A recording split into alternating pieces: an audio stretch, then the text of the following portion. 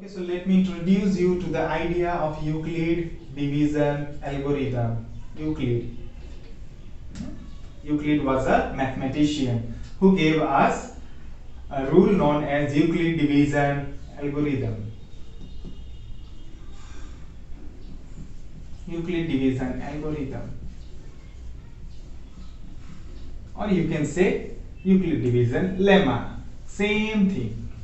Okay, so what does Euclid division algorithm states as? It states that for every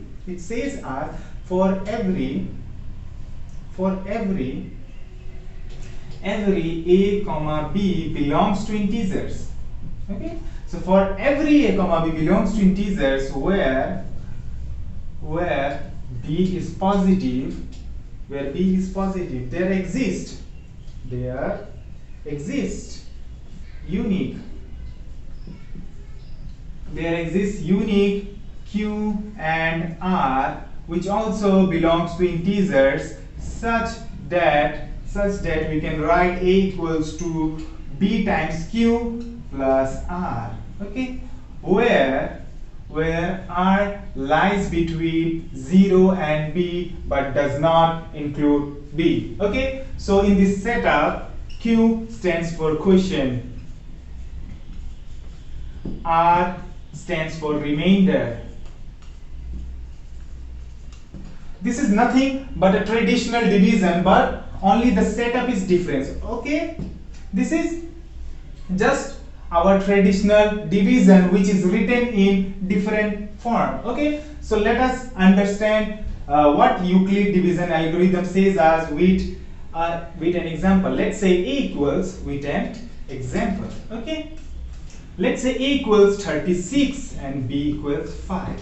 Okay, so by using Euclid division algorithm we can arrange this as 36 equals to 5 times, so 5 goes into 36 for 7 times, 5 and 7 is 35, the remainder is 1. So in this case 7 is quotient and 1 is our remainder, which is clearly less than b and greater than 0. Okay, which is clearly less than our b, which is 5. Okay, so let us take one more example. Okay, let's say a equals 125 and say b equals to 35.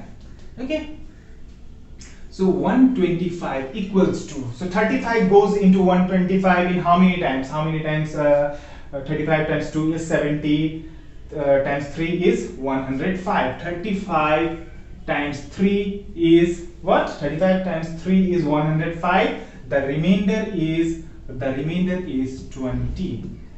So clearly 3 is our quotient and 20 is our remainder, which is clearly less than 35. Also the uniqueness part. So when we divide 36 by 5, it states that q and r must be unique. So from our example we can see that q and r are always unique. So for example, here we divide 36 by 5. So when we divide 36 by 5, the quotient is always 7. It cannot be different. Okay, it always 7 and the remainder is always 1, which means that for any given two integers, the quotient and remainder are always unique. For example, this situation, okay, when we divide 125 by 35, the quotient must be always 3 and the remainder will always be 20, which is always unique for a given setup. Okay,